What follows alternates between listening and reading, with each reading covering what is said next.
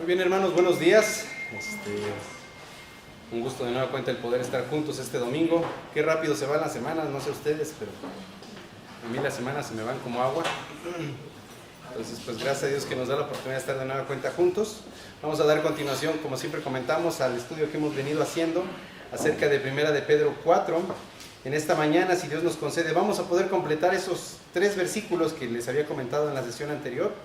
Vimos Primera de Pedro 4:7 y el objetivo era ver del 7 al 9, pero nada más pudimos ver el 7.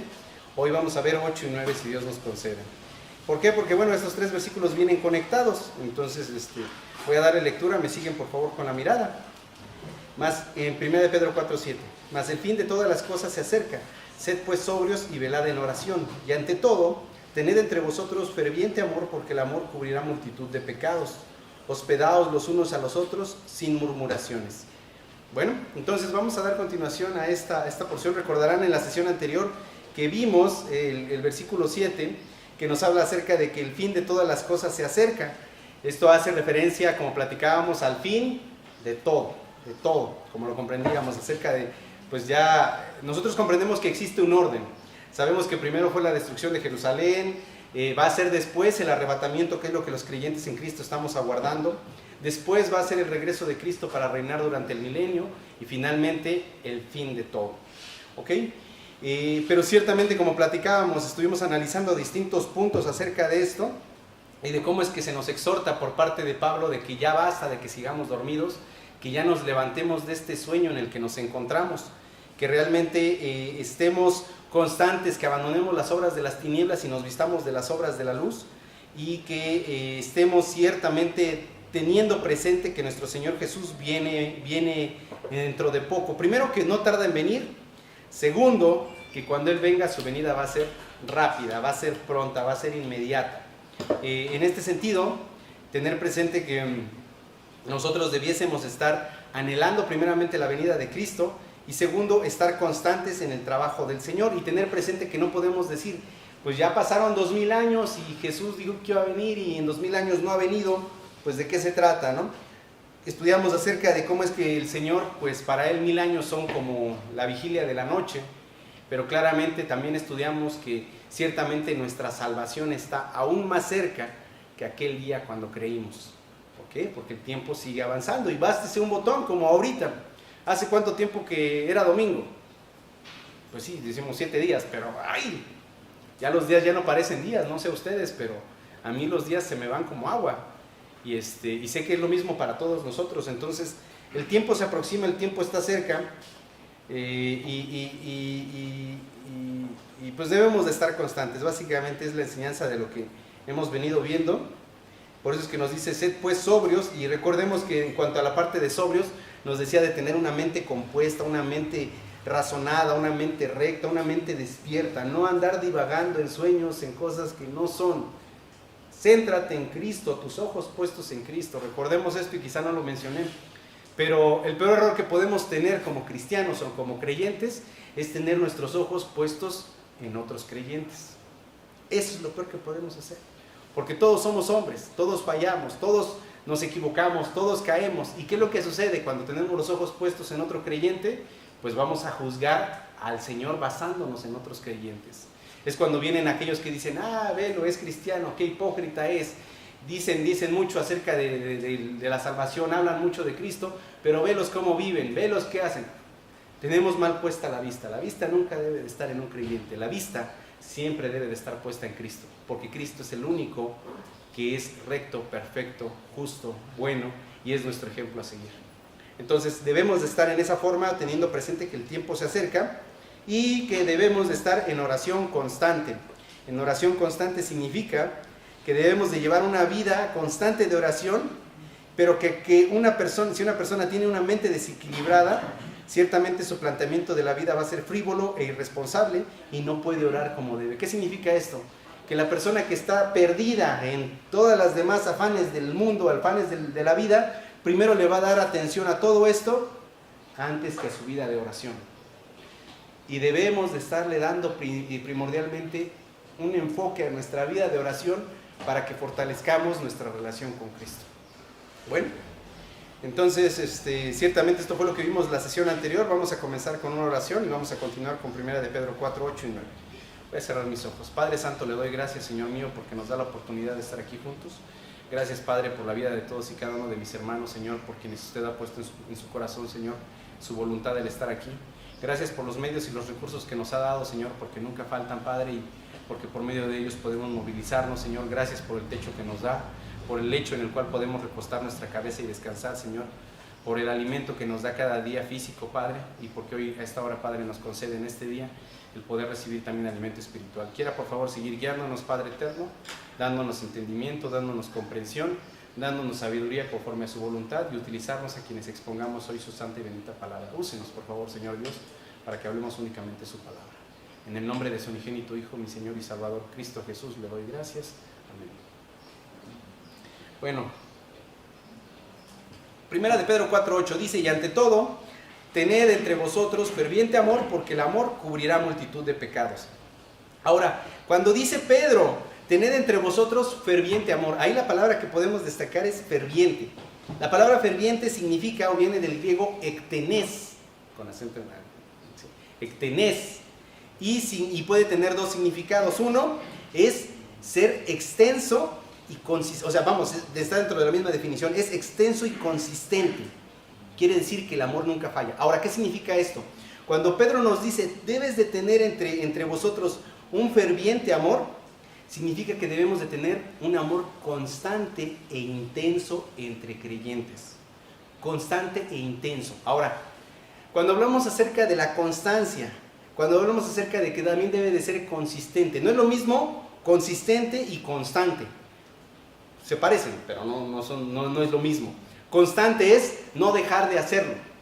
Constante, estoy siendo constante, no lo dejo de hacer. Y consistencia debe de tener, precisamente, debe de tener elemento, debe de tener sustancia, por así decirlo, el amor que debemos de tener. Ahora, en este sentido, hay quienes dicen, yo quiero a mi hermano hoy, o a mi hermana hoy, pero mañana no la quiero. ¿Por qué? Porque hay veces que somos muy volubles, muy emocionales, y eso está mal, es lo que nos está diciendo el Señor. Dice, no seas emocional, que no te controlen las tripas, debes de querer a tu hermano, debes de querer a tu hermana de una forma fraternal constante, no te dejes llevar por tus tripas. Ay, es que me volteó la cara, ay, es que ahora no me saludó, ay, es que ahora sí me saludó. Y nos basamos precisamente en lo que ellos nos hacen para nosotros amarlos. Pero es lo que nos dice Pedro, dice, no, debes de tener un amor constante, una y otra vez, no importa lo que él haga, no importa lo que ella haga, tú debes de amarlos constantemente y tu amor debe de ser consistente. Es decir, no puedes decir, hoy sí, mañana no, hoy tal vez, hoy más, hoy menos y mi amor es muy errático. No, tu amor debe de ser constante, consistente, debe de tener una medida y debe de seguir creciendo cada vez más por tus hermanos y tus hermanas. Ahora, gracias a Dios tenemos la dicha de que en nuestra congregación existe amor, y yo lo he notado que existe amor entre nosotros, entre hermanos como creyentes. Muchas veces quizá no llevamos más allá, ¿no? Hay ocasiones que a lo mejor no platicamos al detalle con cada uno de nosotros, pero yo lo veo. Yo veo que existe el amor, yo veo que existe esta constancia, esta consistencia en la congregación, y eso debiese de ser en todas las congregaciones, y no solamente si estamos en esta congregación, sino también hacia otros hermanos allá afuera, estar consistentes exhortándoles acerca del amor en Cristo, que se congreguen, que lean, que oren, que estén buscando al Señor constantemente. Básicamente es en donde debiéramos estarnos enfocando. Y la segunda cosa que hace definición el griego ektenes es ser vigoroso. Y esto hace referencia a que es como estirarse hacia la meta. ¿Han visto ustedes unos videos de cuando están en competencia en Olimpiadas los corredores? No sé si ustedes los han visto, están corriendo y están a todo lo que dan, allá no pueden, pero están a todo lo que dan, y ya cuando están cerca de la meta, no sé si han prestado atención, hacen esto, porque se estiran para querer alcanzar la meta y ser los primeros, y están estirando el músculo lo más que se puede. Y también incluso en esta definición habla acerca del músculo del caballo. En carreras también lo mismo, cuando el caballo va a todo lo que da, el galope, su músculo, su pierna está estirada hasta todo lo que puede, porque está con toda la fuerza golpeando intensamente hacia enfrente. Bueno, también ectenes hace referencia a eso, a que nuestro amor debe de ser esforzado, debe de ser intenso, debe de ser sostenido, es decir, con esfuerzo. Y esto hace referencia a que hay ocasiones que nosotros, como les decía, debemos de amar lo que es desamado, o lo desamable. Debemos de amar a pesar del insulto, debemos de amar a pesar de la injuria y amar aun cuando el amor no se nos devuelva. Creo que esa es la palabra específica, amar aunque el amor no se nos devuelva. Muchas veces pensamos, porque así nos manejamos, es que él me dio, yo le doy, es que no me da, pues no le doy, ¿para qué? Pero no, ciertamente como hermanos en Cristo hemos comprendido que somos amados por Dios. Dios ama nuestras almas y Dios por esa razón ha tenido misericordia de nosotros. Sabemos que ha tenido misericordia por causa de su santo nombre para enaltecerlo entre todos los hombres, pero Él ciertamente ha tenido amor y por eso es que el Señor nos exhorta a amarnos entre nosotros mismos. Ahora, cada uno de nosotros expresamos de forma diferente nuestro amor. No voy a dar ejemplos, pero cada uno de nosotros sabemos cómo expresamos nuestro amor hacia nuestros hermanos. El punto es mantenernos constantes, mantenernos fervientes, mantenernos intensamente consistentes, amando cada vez más y cada vez más firmemente a nuestros hermanos, con un amor fraternal no fingido. Y recordemos que el amor fraternal es un amor de amigos, de carnales, de aquí estás, eres mi cuate, te quiero, te aprecio, ven, qué bueno que estás aquí. Me da gusto verte, hermano, me da gusto verle, hermana. Dios le bendice, qué bueno, gloria a Dios que tenemos otro día más de vida para alabar al Señor. Gracias al Señor porque la veo bien, porque lo veo bien, porque los veo sanos, porque no los veo enfermos. Gloria a Dios, qué bueno, hay que echarle ganas, hay que seguir adelante. Entonces es parte de este amor que debiésemos estar teniendo. Bueno, por eso es que nos dice Pedro, y ante todo tened entre vosotros ferviente amor. Por eso vemos que entonces el cristiano a la luz de la eternidad, y cuando digo a la luz de la eternidad recordarán que era lo que les explicaba también en la sesión anterior, que ciertamente para todos nosotros no sabemos el día, no sabemos la hora, no sabemos el momento en el que el Señor nos va a llamar a su presencia. Y en el momento en el que Él nos llame, nosotros estamos más cerca de la eternidad. Cada día que pasa estamos más cerca de la eternidad porque cada día estamos más cerca de ser llamados ante Cristo. Y entonces a la luz de la eternidad debemos de conservar la sensatez, debemos de ser sobrios en la mente, debemos de conservar las oraciones y el amor. Ahora en la segunda parte del versículo que dice 1 de Pedro 4:8, dice, y ante todo tened entre vosotros ferviente amor, porque el amor cubrirá multitud de pecados. Ahora en cuanto dice, el amor cubrirá multitud de pecados, hay que cuidar que esto no lo tomemos como una doctrina. De decir, si el amor te va a cubrir los pecados. No, el amor no cubre los pecados en el sentido doctrinal.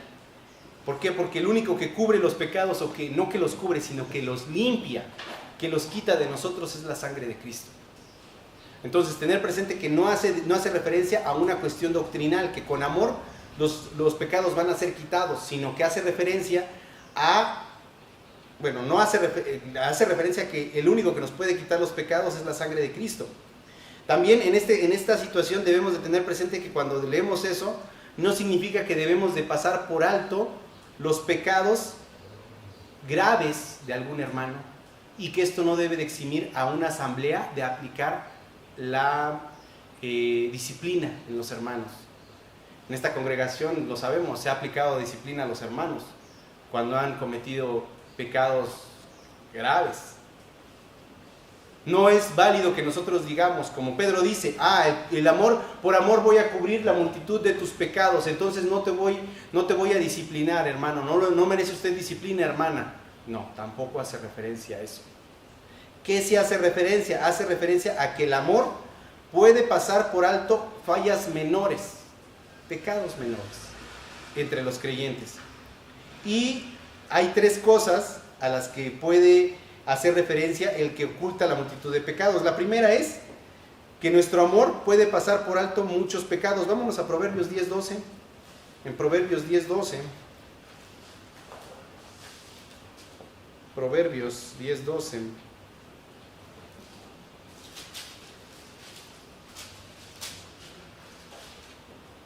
Dice, el odio despierta rencillas, pero el amor cubrirá todas las faltas.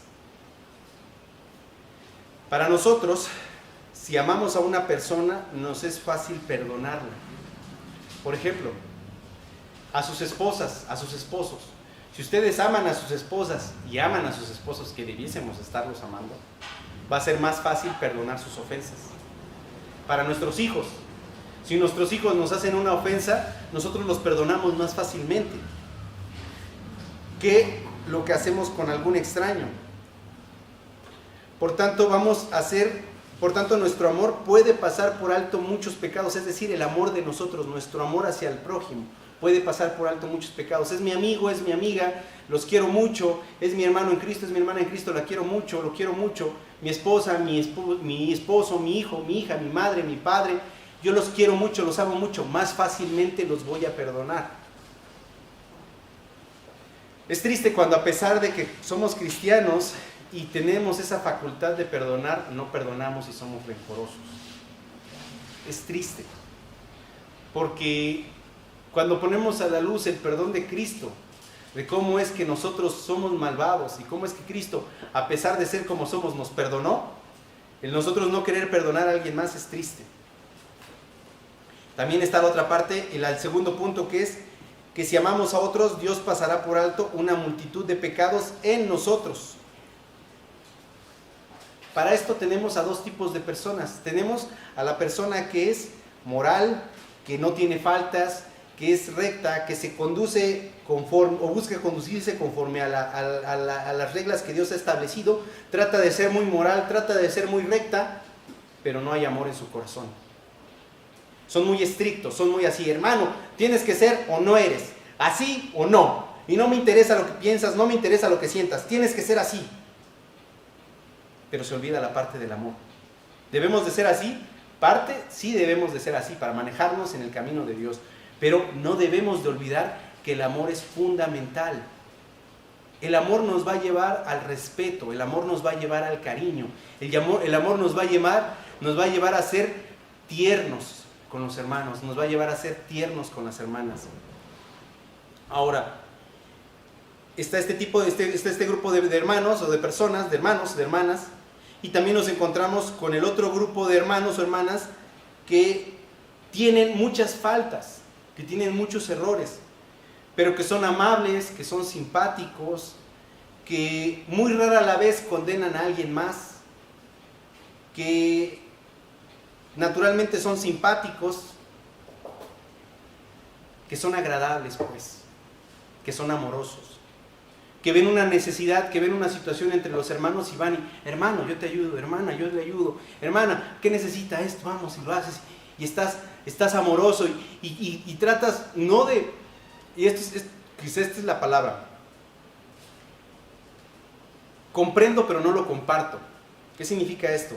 Comprendo que muy probablemente, hermano, hermana, usted todavía no esté muy ejercitado en el conocimiento de Dios. Lo comprendo. Pero no voy a decir que por esa razón usted no tenga que esforzarse en el camino de Dios. Por eso no lo comparto. Pero en esa medida, al comprenderlo, yo voy a buscar que usted se acerque más a Dios. Usted comprenda más acerca del amor de Dios. ¿Cómo? Con amor. Exhortándole, siendo tierno con usted. Y este segundo grupo de personas es el que en esta definición nos explica que es muy parecido también a Dios. Dios es Dios. Dios es Dios. Dios es único. Pero si Dios nos está diciendo, debes de ser amoroso. El amor cubre multitud de pecados. Esfuérzate. Ama a tu hermano, ama a tu hermana. Porque de esa misma forma yo voy a perdonar tus transgresiones. Ciertamente hemos sido perdonados por Cristo. Pero Dios tendrá en consideración que somos amorosos contra quien no es amoroso. Porque Dios mismo nos lo está mandando, nos está diciendo, el amor cubrirá multitud de pecados. En otra porción en la palabra Él dice que el amor, no recuerdo específicamente el versículo, a ver si ahorita me ayuda mi hermano Víctor, que dice que el amor sobrepasa el juicio. El amor vence al juicio. El amor está sobre, algo así dice. Sí, pero hay uno en el que dice acerca del juicio y que el amor vence al juicio. Ahorita lo vamos a buscar y se los muestro. Pero en este sentido es, no que Dios no nos va a enjuiciar por amor, pero ciertamente nosotros en Dios, Él nos ama y Él quiere que amemos a nuestro prójimo. Primera de Juan 4:17, a ver, creo que sí va a ser por ahí. Primera de Juan 4:17. No, ese no es. Está en Santiago 2:13, porque juicio sin misericordia será con aquel que no hiciera misericordia, y la misericordia triunfa sobre el exactamente, hermano. Sí, Santiago, ¿qué? 2:13. 2:13, sí. Santiago 2:13, gracias, hermano. Sí, va a ser ese. Pero ahí habla más bien de misericordia y me confundí con el amor, hermanos, perdón. Santiago 2:13. Primera de Juan 4:18, hermano. En el amor no hay temor, sino el perfecto amor hecho para el temor, ¿no? El que estaba buscando era el que dice el hermano, Santiago 2:13, que dice, porque juicio sin misericordia se hará con aquel que no hiciere misericordia, y la misericordia triunfa sobre el juicio. Bueno, gracias hermano, aquí nos está hablando, gracias hermanas, aquí nos está hablando acerca de la misericordia. Me confundí un poco con el amor, porque ahí dice claramente, juicio sin misericordia se va a hacer sobre aquel que no hace misericordia o que no tiene misericordia. Y también la misericordia ciertamente está conectada con el amor. Recordemos que la misericordia es hacerte partícipe de la miseria de otro. Si otro está en miseria espiritual, si otro está alejado de Dios, te haces partícipe de su miseria. No quieres que siga muerto espiritualmente. Entonces, ¿qué vas a hacer? Vas a buscar hablarle por amor de Cristo. No quiero que mueras eternamente. Por eso es que el Señor dice, juicio sin misericordia se hará con aquel que no hiciere misericordia, y la misericordia triunfa sobre el juicio. Ciertamente esto es una realidad o es verdad, porque nuestro Señor Dios tuvo misericordia de nosotros, y por esa misericordia es que nosotros hemos sido libertados de pasar ya por el juicio por medio del sacrificio de nuestro Señor Cristo Jesús, quien pasó por ese juicio destinado para nosotros. Pero bueno, regresando entonces al punto. Si somos misericordiosos, si somos amorosos con nuestros hermanos, puede que esto nos ayude a que nuestros pecados sean más perdonados. Y tercero, que el amor de Dios cubre la multitud de nuestros pecados. Y esto es cierto, como les decía, precisamente se conecta con esto, acerca de la maravilla de la gracia, el que pecadores como nosotros hayamos sido perdonados por causa de nuestro Señor Cristo Jesús, quien en su amor pagó nuestros pecados. Él llevó nuestros pecados y hemos sido limpiados por causa de nuestro Señor. Entonces, son 3 puntos a definir en esta situación de cuando dice que el amor cubrirá multitud de pecados. Uno, que si amamos a una persona nos es fácil perdonar a esta persona, es decir, que nuestro amor va a pasar por alto muchos pecados. Segundo, que si nosotros amamos y somos amorosos con nuestros hermanos, Dios puede tener más consideración con nosotros. De cierta forma, no voy a decir que sea una regla ni no. Dios puede hacer lo que Él quiere, lo que Él guste. Él es Dios, es el único soberano. No puedo imponerle una regla a Dios y decir, si eres amoroso, Dios te va a perdonar más porque no. Dios va a decidir. Pero ciertamente Él nos está llamando a ser amorosos, seamos amorosos. Y tercero, un amor demostrado en el sentido de que Dios ha cubierto nuestros pecados o ha quitado de nosotros nuestro pecado por medio del sacrificio de Cristo Jesús. Seguimos con 1 de Pedro 4:9.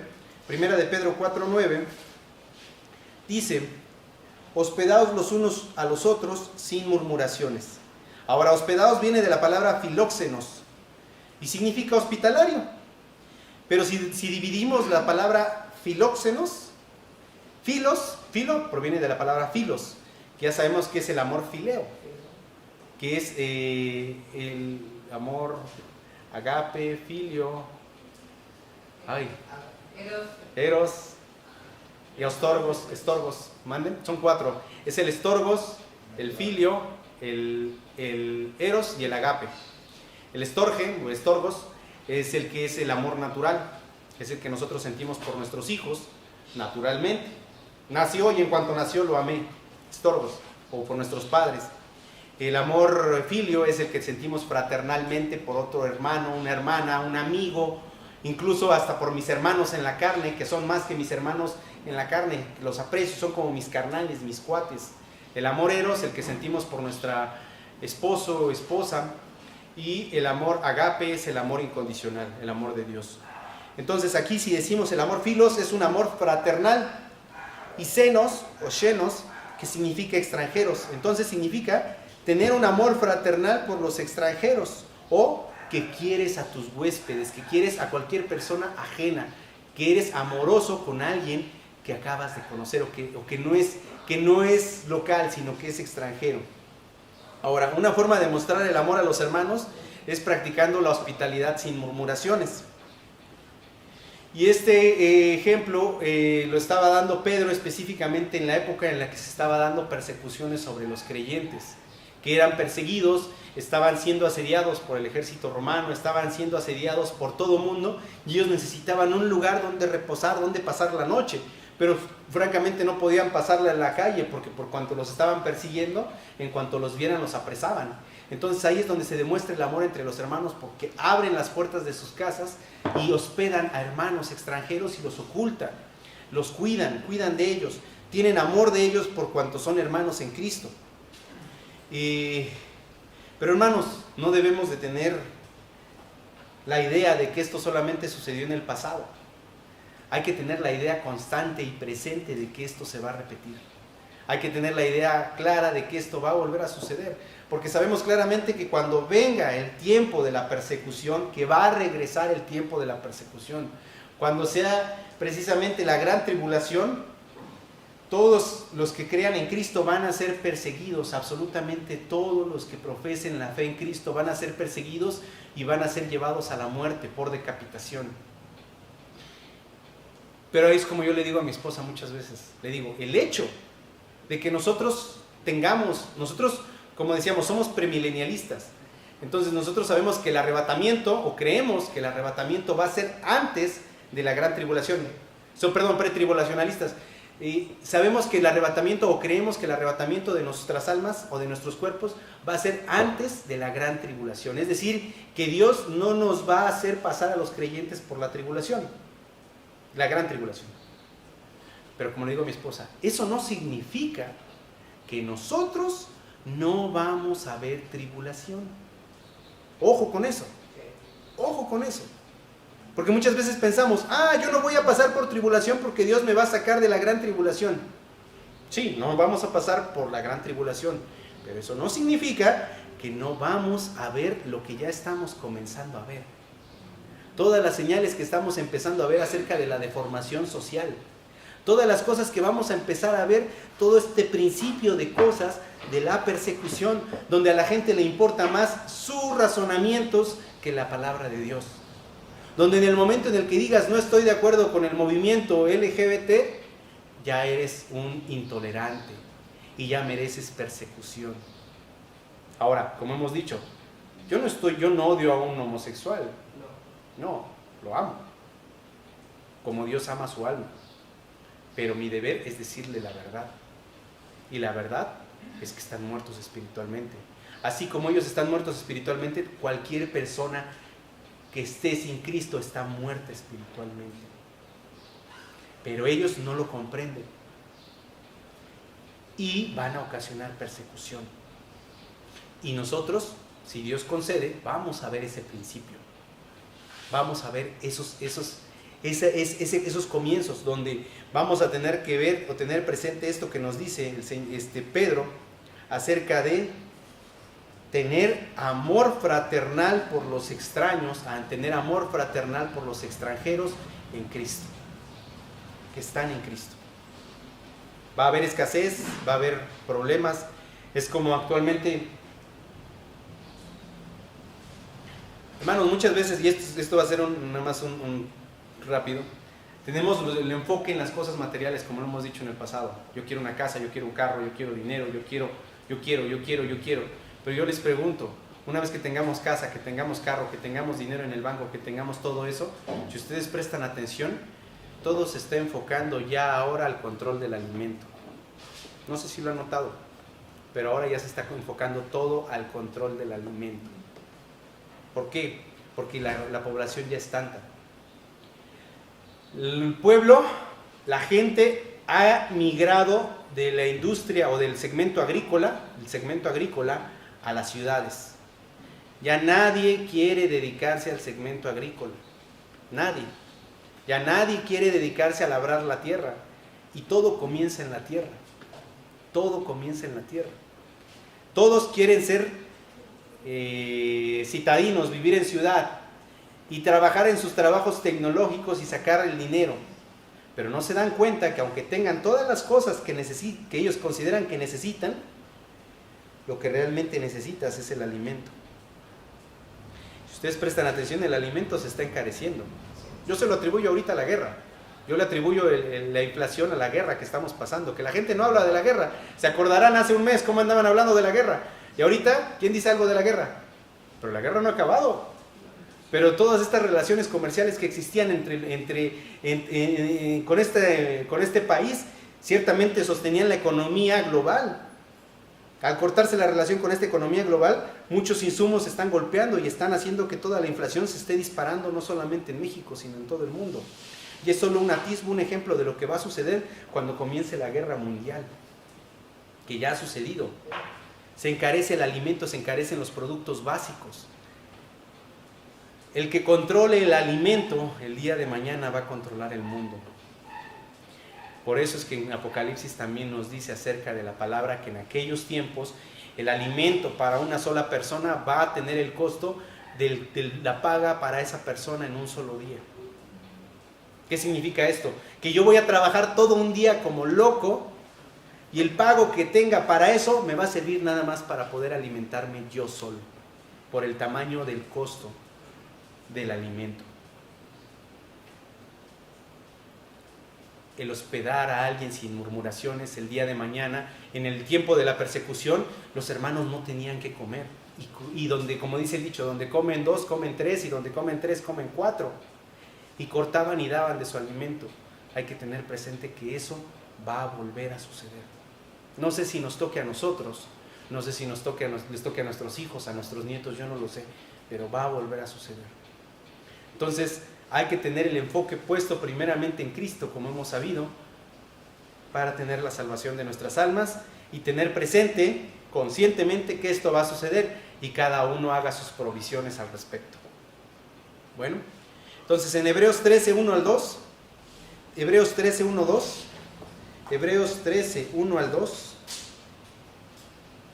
Hebreos 13, 1 al 2 nos dice el Señor: permanezca el amor fraternal, no os olvidéis de la hospitalidad, porque por ella algunos sin saberlo hospedaron ángeles.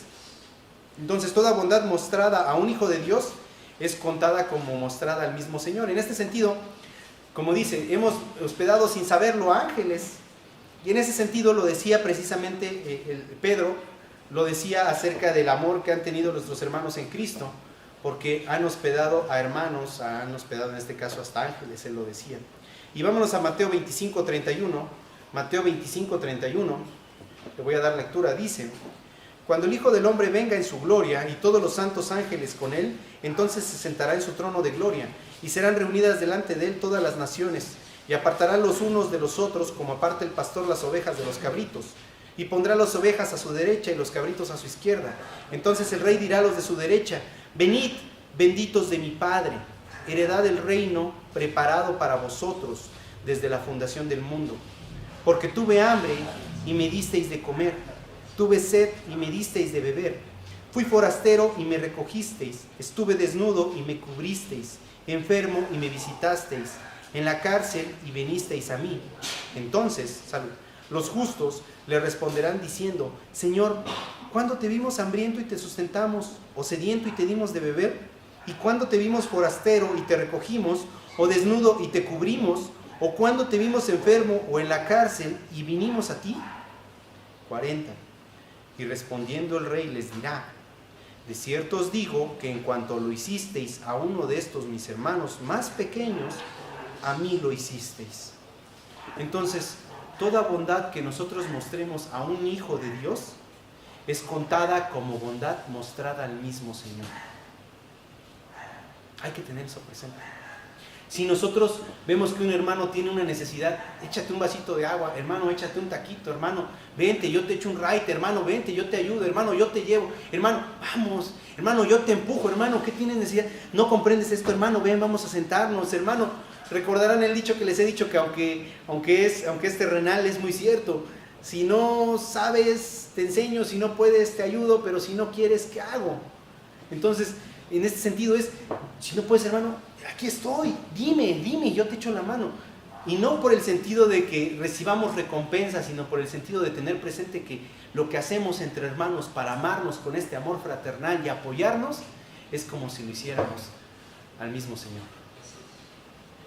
Tenemos ejemplos de nuestros hermanos que han visitado y que apoyaron a nuestro hermano Julio cuando estuvo ahí, estuvo enfermo, estuvo triste, estuvo alejado, y estas visitas sin duda le alegraban el corazón, le animaban, le incentivaban, lo levantaban.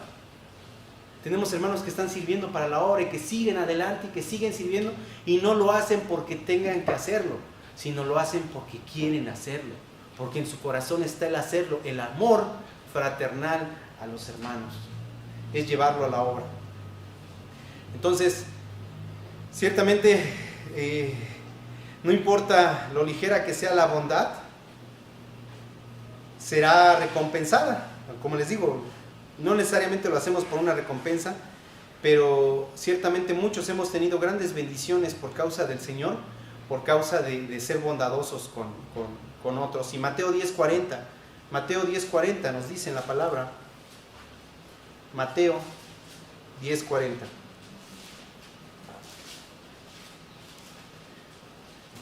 El que a vosotros recibe, a mí me recibe, y el que me recibe a mí, recibe al que me envió. El que recibe a un profeta, por cuanto es profeta, recompensa de profeta recibirá. Y el que recibe a un justo, por cuanto es justo, recompensa de justo recibirá. Y cualquiera que dé a uno de estos pequeñitos un vaso de agua fría solamente, por cuanto es discípulo, de cierto os digo que no perderá su recompensa. Más claro no se puede hacer, no se puede poner. El Señor nos lo está diciendo claramente, que el que recibe a un cristiano, el que recibe a un creyente, ciertamente recibe a Cristo Jesús. Hasta un vasito de agua, es amor, es cariño, es una expresión del Señor. Y el Señor nos dice ciertamente que debemos de invitar a los que no nos pueden compensar de vuelta. Lucas 14:12. A quienes no nos pueden compensar de vuelta. Ahora, esto no significa que no debamos de invitar o de ayudar a nuestros hermanos, a los que tenemos a un lado, de que no debemos de invitar a nuestra familia o cualquier cosa de estas, no, sino que procuremos ayudar a quienes no pueden devolvernoslo. En Lucas 14:12 dijo también al que le había convidado, cuando hagas comida o cena, no llames a tus amigos, ni a tus hermanos, ni a tus parientes, ni a vecinos ricos, no sea que ellos a su vez te vuelvan a convidar y seas recompensado. Mas cuando hagas banquete, llama a los pobres, los mancos, los cojos y los ciegos, y serás bienaventurado, porque ellos no te pueden recompensar, pero te será recompensado en la resurrección de los justos. Ahora, cuando dice esto, ciertamente podemos comprenderlo literal, que podemos invitar a gente que tiene una necesidad física, pero hay que tener presente la misericordia que va más allá, que es invitar a aquellos que tienen una miseria espiritual, aquellos que están sin Cristo, aquellos que no han oído nunca el mensaje de salvación, el Evangelio. Es como leía apenas un pensamiento de un hermano, no recuerdo quién de ellos era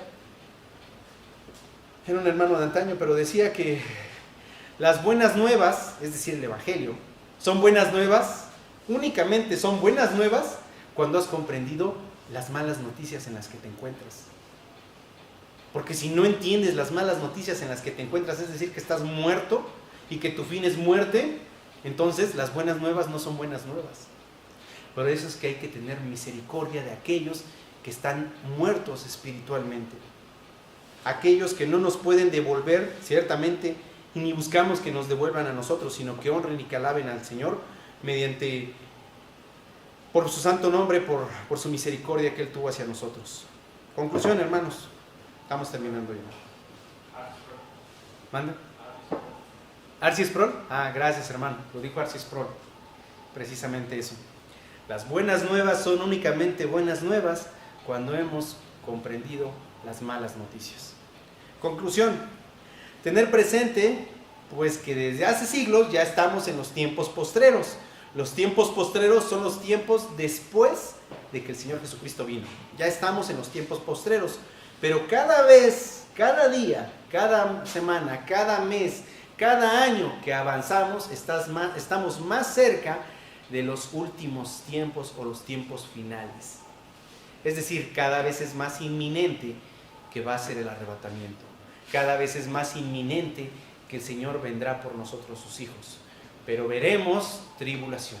Eso hay que tenerlo presente. Vamos a ver tribulación, sí o sí vamos a ver tribulación. No pasaremos por la gran tribulación, pero la veremos. Cuando una persona se da cuenta de la proximidad de Jesucristo, está obligada a adaptar una cierta clase de vida. Tenemos dos opciones: seguir envanecidos en nuestros razonamientos, seguir envanecidos en nuestro entendimiento, pensando, viviendo conforme a nuestra voluntad, diciendo, yo voy a hacer las cosas como yo quiero, al cabo no pasa nada, al cabo no sucede nada. Dije que creí en Cristo, pero lo cierto es que creí en Cristo desde hace 10 años y 10 años después no veo ningún cambio en mi vida, yo sigo siendo tan carnal como hace 10 años. Tener presente que muy probablemente no seas salvo o salva, pero si has ido cambiando, si tú has dado un cambio en tu vida, esfuérzate cada vez más por acercarte más a Cristo, porque el tiempo está cerca.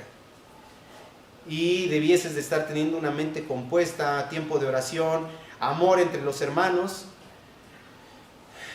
ser como las ovejas ser como ovejas entre lobos, prudentes como serpientes, sencillos como palomas, ser sobrio, estar velando en oración, con un amor fraternal no fingido y siendo amoroso hacia los extranjeros, hacia los hermanos que no conoces, y creciendo en amor los unos con los otros. Es lo que prácticamente Pedro nos está diciendo en esta porción. Primera de Pedro 4, 7 al 9. Primera de Pedro 4, 7 al 9. Mas el fin de todas las cosas se acerca, sed pues sobrios y velad en oración, y ante todo tened entre vosotros ferviente amor, porque el amor cubrirá multitud de pecados. Hospedaos los unos a los otros, y se me pasó eso, sin murmuraciones. Creo que es muy claro, no es necesario explicarlo. Estás hospedando a alguien, estás ayudando a alguien, no seas aquel que, pues yo lo hospedé, pues yo lo hice, tú no lo hiciste. Ay, si viste cómo es el hermano, ay, lo recibí en la casa, debieras de ver todo lo que me hizo, debieras de ver todo lo que me hizo, ay, es lo peor que he conocido en mi vida. Es sin murmuraciones, sin murmuraciones. Recibe a los extranjeros, aprécialos, ámalos y olvídate del chisme. No andes en chismes. Bueno, entonces vamos a orar, hermanos. Padre Santo, le doy gracias, Señor Dios, porque nos ha permitido la oportunidad de estar aquí juntos. Gracias, Padre, por esta su palabra. Quiera, por favor, concedernos el poder regresar a nuestro hogar, teniendo presente su palabra y poder ponerlo en práctica. En el nombre de su Hijo Cristo Jesús, mi Señor y Salvador, le doy gracias. Amén. Gracias.